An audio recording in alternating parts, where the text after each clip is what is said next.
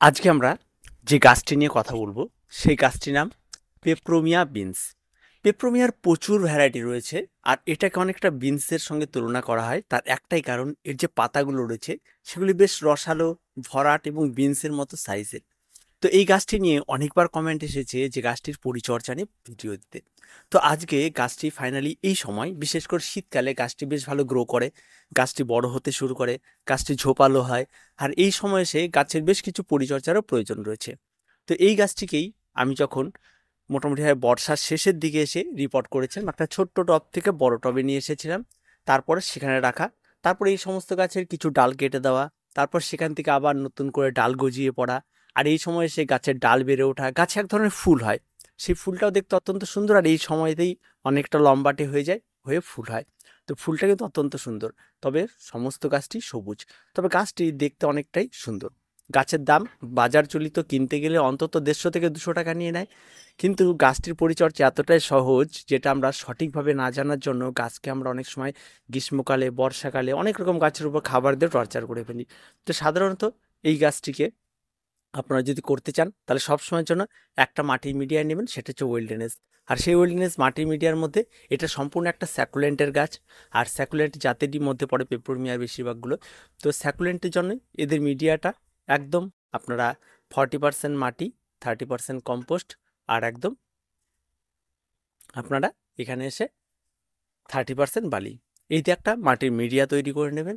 আর যদি আপনারা আর একটু ভালো করতে চান তাহলে আমি বলবো যে 50% পাতা পচা, 50% বালি, এই দিয়ে একটা মিডিয়া তৈরি করুন। আর তার মধ্যে সামান্য কিছু ভার্মি কম্পোস্ট, হাড়গুঁড়ো কিছু অ্যাড করে আর একটি মিডিয়া তৈরি করুন।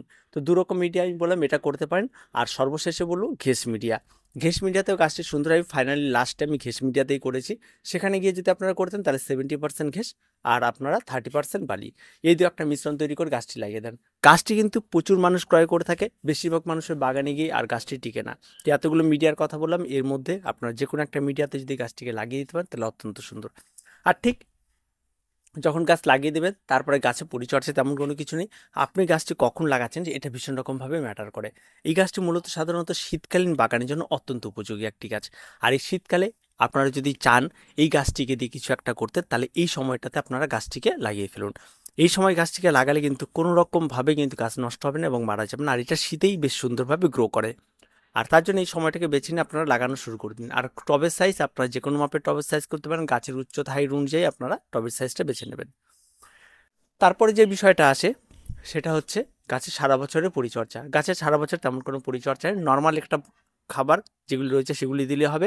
এনপিকে 20-20-20 লিকুইড সলিউবল স্প্রে করলেই চলবে। আর তেমন কোনো খাবারের প্রয়োজন পড়বে না এখানে।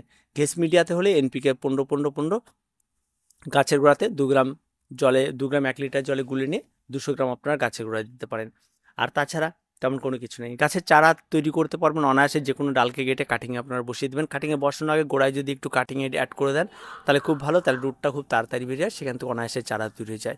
আর চারা তৈরি হওয়া থেকে শুরু করে এভরিথিং সমস্ত প্রসেসিংটা খুব সহজ হয়। অনায়াসে যে কোনো ডালকে যে কোনো জায়গায় লাগিয়ে রাখলে চারা তৈরি হয়। তারপরেও কেন গাছের দাম এত নাই জানি না। সেখান থেকে আপনি চারাটাও বেশি করে নেবেন।